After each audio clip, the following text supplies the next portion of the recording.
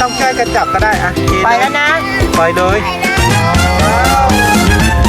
แล้วน้องปูได้กลับคืนสู่ปราสาทโอ้โหเขาจะดีใจหรือเปล่าน่ะดูเต็มเลยยัวเยีย Oh my god ไอออกแล้ว เขาก็ต้อง บ้าทำมาเลยครับคุณผู้ชมบ้ามาทำน้ำเลยกันเถอะ Let's go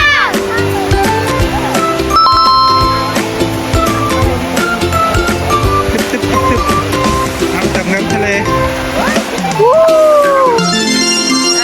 ตักให้เยอะนะ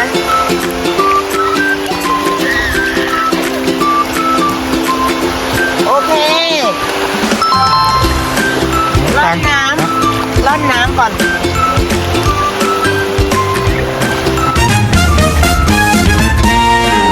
Oh my god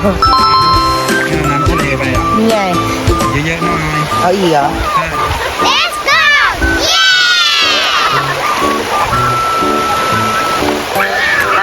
ตอนนี้เราได้น้ำทะเลแล้วนะครับพอเราราดตรงไหนขุดเป็นคลองไหม คือข้างๆใช่จะขุดเป็นคลองให้น้อง ขุดเป็นคลองให้ปูลงก่อน ป้าน้องใส่ตะแกรงไว้ก่อนไหมค่อยๆหยิบใส่ค่อยๆหยิบ ว้า ใส่ วเยอะมาก ค่อยๆหยิบน้องใส่ดูซิน้องจะไต่ออกไหม ลองนะ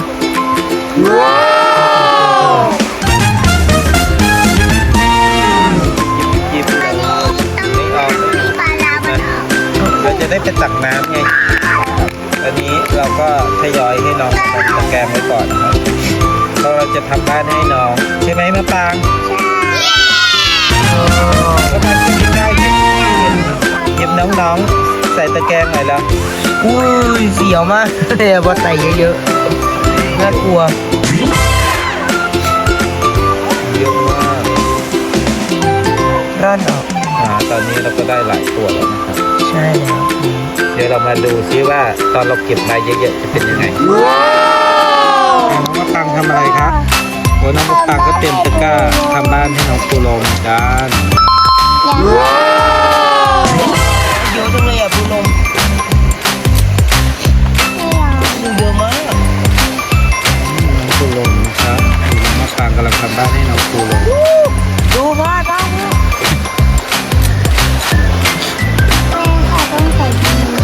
น้องมะปรางทำอะไรครับ ทำกับข้าวให้น้องปูลม โอ้พี่ก็กำลังเตรียมปูลม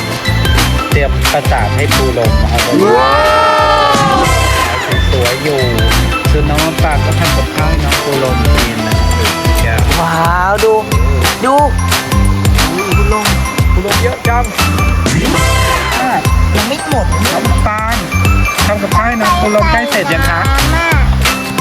น้องมะปรางอะครับใส่น้ำเลยเหรอไปตักน้ำมาโอ้ได้แล้วใช่ไหมโอเคอ่ะโอ้ แล้วก็เสียบลงไปนะคะนี่ เสียบลงไปนะครับโอ้มีน้ำให้น้องปูลมดื่มด้วยโอเคอันนี้น้องปูลมครับกำลังใจอยู่ครับรอประสาท อันนี้เป็นน้ เหมือนเขาจะดีใจหรือเปล่าเขาจะได้บ้านใหม่ที่ใหญ่โตกว่าเดิมปกติเขาขุดหลุมไม่ได้ขนาดนี้นะครับ อันนี้มีคนอนุเคราะห์หลุมให้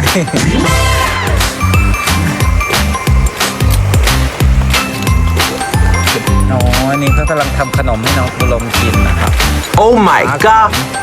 เทน้ำลงไปแล้วนี่คือส่วนผสมของอะไรคะ ำส่วนผสมของที่น้องอันนี้เป็นส่วนผสมน้ำทะเล ผสมกับน้ำทะเล ส่วนน้องปูชอบน้ำทะเล อ๋อน้องปูชอบน้ำทะเล เป็นรถ Oh my รส god ซีอะไรนะ รสร้อน รสซอส รสตีซอส รสซีซอสโอเคนะครับโอ้ขุดดินด้วยขุดดินให้น้องปูลมในนี้มีอาหารให้น้องปูลมเทียบเลยน้องมะปรางกำลังทำอาหารให้น้องปูลมโอ้น่ากินจังเลย โอ้โห กินทำไมมันเป็นขี้นะเนี่ย Oh my god ไม่ละมาให้น้องปู ทำอาหารให้น้องปูลมด้วย แล้วก็บีบใส่ไว้ในกล่องเลยค่ะ โอ้ก็บีบใส่ไว้ในนี้ใช่ไหม เขากำลังทำอาหารนะครับ ดูวิธีการทำอาหารของน้องมะปรางอุ้ยน่ากิน มันคือไอศครีมน้องปูลมหรือเปล่าไอศครีม ชอบไอศครีมเนาะ น้องเขาชอบไอศครีมดี โอ้ไอศครีมเด่นมะปรางกินด้วยได้ไหมอ่ะ ฮะ กินด้วยได้ไหมอ่ะ อ๋อมีอาหารคุณอยู่ค่ะไปซื้อตามร้านขาย Oh my god ตอนนี้นะครับน้องปูลมก็เขาก็สร้างบ้านที่แบบปนทรายมาเขาก็สร้างเลยนะเขาสามารถสร้างเองได้ด้วยนะครับ ดูนะดู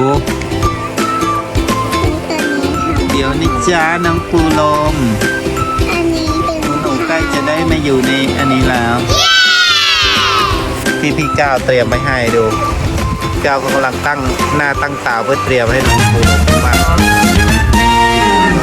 โอ้ยอีกคนหนึ่งดูข้างหลังอ่ะน้องมะปรางได้ยังเร็วๆไอศครีมใกล้เสร็จยัง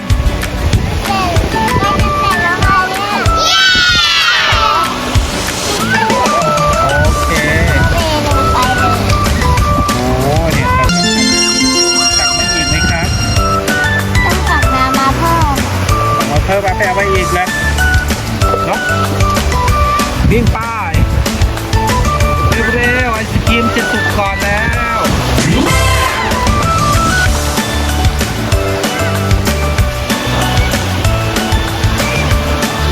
เร็วๆเร็ว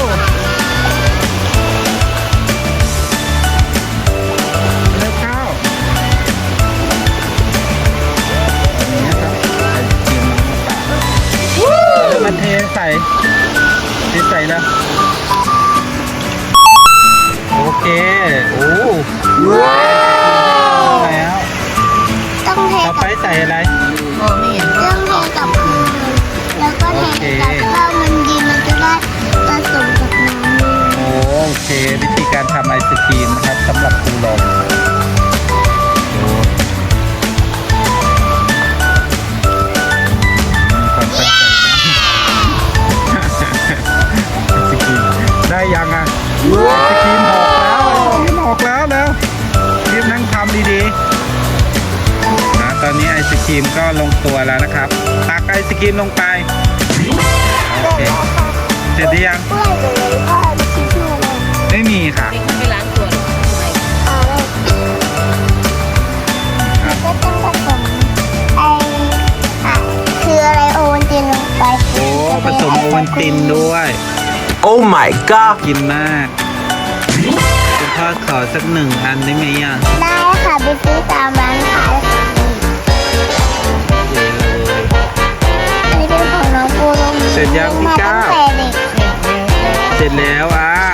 มาดูนะครับฝั่งนี้เขาจะสร้างบ้านที่ปูลมแล้วโอ้ยเดี๋ยวเอาปูลมไปล้างน้ำก่อนนะครับ มันก็หายดิ ไม่หายครับ เพื่อให้น้องปูลมได้อยู่ในบ้านใหม่แป๊บหนึ่งนะครับ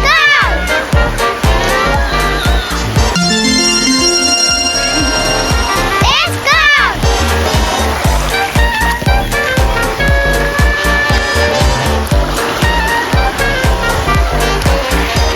ว่าน้องปูลมเยอะแค่ไหนตอนนี้น้องปูลมก็จะกำลังรอบ้านนะ เหมือนหายไปแล้ว Oh my god ตอนนี้เราจะมาสร้างบ้านให้น้องปูลมกัน ใช่ อันนี้เรากำลังจะสร้างกุ้ง lobster ให้เป็นบ้านน้องปูลม Let's go แล้วเราก็จะวางคู่กับหอยเชลล์นะ เราก็จะวางคู่กันเลยว้าวนี่ทำนี้เหรอ ใช่ใส่ดินไปเลย นี่ ใส่ดินเต็มนะครับทำคือนะครับน้องปูลมจะต้องมีปราสาทที่ใหญ่ อันนี้ก็จะเป็นปราสาทให้ปูลม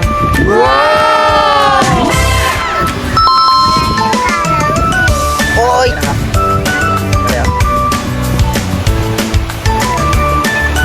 แล้วก็ไปนะครับปราสาทของปูลมเราจะทำปราสาทสัก5 กองใหญ่ๆนะครับ เราจะทำเอาเนี้ยมาเป็นปราสาท เสร็จแล้วรอดูนะครับ1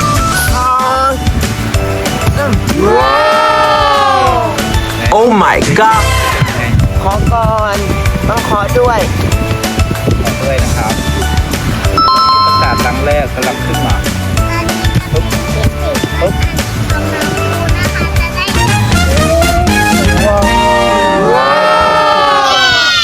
รอบแรกปุ๊บให้แน่นสุด อ้าวพี่ขุดอยู่ไหนอ่ะ ตอนนี้นะครับประสาทเราก็ ใช่ เป็นรูปเป็นร่างแล้ว ต่อไปเราจะตกแต่งประสาทเนาะร่างตกแต่ เรา งป ต้ ระ อง สาท ล้างก่อนล้างของเล่นเราก่อน อ่ะอันนี้จะวางตรงไหนยอดประสาท ที่วางในนี้เหรอ ใช่ครับวางข้างบนเลย เหรอ โอเคได้ตกแต่งเลย เอาตกแต่งประสาทเลยเอาที่ไปไว้ไหนดีบ้างเอาที่ไว้ไหนดี เอาวางไหน มาผัดไป อ่ะให้พี่ก้าวเป็นคนวางมะปรางเป็นคนล้าง ว้าวสวยมาก ตอนนี้นะครับประสาทเราก็เริ่มเป็นรูปเป็นร่างแล้ว นี่ไง อุ๊ยสวยอ่ะสวยมากเลย ร้านของเล่นแม่ค่ะน้องปู ขอบคุณนะ ก็มาไว้ตรงนี้ เฮ้ยมีเป็ดด้วยครับ ว้าว สัตว์ หอยประสาทหอยไว้ไหนดีนี่ ใส่ นะ ใส่นี่มาเลยโอเคสวยมากจะวางแรงนะครับ เนื่องจากประสาทของเราครับรับแรงกระแทกไม่ค่อยได้ มะเขือเทศ วางไว้เฉยๆไม่ต้องทุบออกไปโอเคโอเคสวยมากเลยน้องมะปรางรีบล้างนะ โอ้โหคุณลงเปียกได้บ้างนะ จุ่มลงไปแล้วก็ ไหม เทเลย พี่มา เอาให้พี่ ว้าว ไม่ต้องล้างขนาดนั้นหรอกอ่ะ อันนี้มาวางไว้ตรงไหนดีพ่อมีไหม ไหนล้างไว้ได้เลยครับ ซื้อ โอเคสวยมากว้าวน้องมะปรางล้างอีกแล้วโอ้เขาทำหน้าที่เขาแบ่งกันนะครับในการ ขอหน่อย เร็วๆพี่ปูลมกำลังจะมีประสาทแล้วนะครับมาแต่งได้เลยข้างหน้าก็ได้ข้างหน้าประสาท ตรงนี้เหรอ ยังไงทางหน้ามันไม่มีเห็นอ่ะเอามาไว้ข้างหน้านี้ก็ได้ โอเค ข้างหน้านี้ มีไหมมีไหม ใช่ได้ค่อยๆวางใส่ตัวนั้นละโอเคใส่ข้างบนสิครับลูก Oh my god โอเค ตอนนี้ประสาทมีสีเหลืองด้วยตอนนี้ประสาทก็จะสมบูรณ์แล้วทีนี้น้องมะปรางกับพี่ก้าวจะไปอยู่ในไข่ลูกฝั่งนู้นนะครับ เดี๋ยวเราจะต้องปล่อยน้ำด้วย ต้องใส่ข้างๆโอ้ใส่ตรงกลางค่อยๆ เทนะ เพราะว่าเทแรงไม่ได้ประสาทจะละลายจากทางค่อย เนี่ย ๆใช่อย่างนั้นแหละ เดี๋ยวมันจะซึมเข้ามาหาประสาท เฮ้ เอย ง ว่ามันหายน้ำมันใหญ่มาน้ำมันหาย เอาน้ำมันหายก็ให้มันหายไม่เป็นไร น้ำมันหาย เททีเดียวไม่ได้ประสาทเราจะพังครับ ใช่ไม่งั้นมันจะเกิดสึนามิ น้องมะปรางก็ทำอาหารเสร็จยังคะไหนทำอาหาร ตั้งนานแล้วค่ะ เสร็จตั้งนานแล้วนะครับ น้องปูบอกว่ายังไม่เห็น เสร็จยังเฮ้ยนี่เลโก้นี่ด้วย โก้เด็กก็เกือบจมไปกับไฟ เลโก้ประสาทพี่ก้าวล้าง เลโก้ มาดูประสาทโอ้ เลโก้วางไว้ตรง ใช่แล้วอ่ะ ถึงเวลา เดี๋ยวจะช่วยกันปล่อยนะครับ เย้ถึงเวลาปล่อยแล้ว ทีนี้เราจะเทใส่น้องปูลมใส่ตรงกลางนะครับ ตรง เพื่อก ลาง ปล่อยเข้าสู่ทะเลจะอยู่ฝั่งนู้นทีนี้มาช่วยพี่ก้าวเทเทตรงกลางนะครับ อันนี้น้องปูลมก็จะได้กลับบ้าน ได้ แล้ว มากันจับแล้ว ไม่ต้องช่วยกันจับก็ได้เท ไป เลย แล้วนะ ปล่อยเลยว้าวแล้วน้องปูลมก็ได้กลับคืนสู่ประสาทเขาจะดีใจหรือเปล่าน่ะดู เต็มเลยยัวเยียเลย ไอออกแล้ว เขาก็ต้องมีเดินออกจากปราสาทได้ด้วยไง เขาสามารถเดินออกจากปราสาทได้ด้วย ตัวเขาก็ขุดดิน เฮ้ยมีตัวมาอาศัยอยู่บนนี้ของเราด้วยอ่ะ เห็นไหมเขาชอบปราสาทมาก เขาชอบประสาทเรา ชอบปราสาทนะป้าป้าที่อยู่ฝั่งโน้นแล้วไปดู โอ้โหเขาตายเอง โอ้บางตัวก็ไต่ออกจากปราสาทนะครับ เพื่อเดินทางไปลงน้ำเดี๋ยวเขาก็จะเข้ามาในปราสาทคืนใช่ไหม อ้าวไปเทน้ำข้างหน้าทางเดินให้เขาเดี๋ยวเขาจะค่อยๆดีใจด้วยนะน้องปูลมได้ลงน้ำโอ้พี่ก้าวทำนะดูก็ขุดหลุมใหญ่เลย แต่ว่าก็ชอบไหมครับโอ้ เขาน่าจะอาศัยอยู่ในปราสาทเราแน่เลย จะได้อยู่ในกระจับเป็นขุดหลุมใหญ่เลยนะครับทำตัวเขาวิ่งออกมานอกปราสาทเพื่อมาขุดดูโอ้ตัวนี้สงสัยจะเป็นทหารองค์ครับ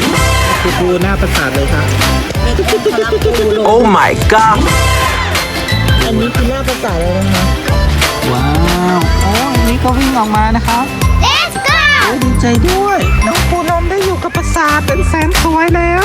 ต่อไปครับฟังแฟมิลี่คงจะมีความสุขแล้วล่ะ ใช่สำหรับคลิปนี้ช่องก้าปางแฟมิลี่ขอลาไปก่อนนะคะ สวัสดีค่ะ บ๊ายบาย บ๊ายบายเอาอาหารมาให้ด้วย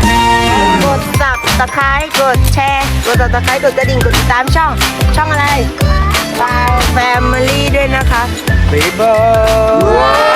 ย น้องปูลมก่อน เอาอาหารให้ เอาอาหารที่น้องมะปราง เอาอาหาร ทำให้ ให้ปูลมก่อน เอาอาหารให้น้องปูลมนะครับ นี่นะครับโดยอาหารให้น้องปูลมน้องมะปรางทำอาหารเสร็จแล้วนะครับ เราก็มาโรยให้น้องปูลมกัน ปูลมกินอร่อยมากเลยค่ะ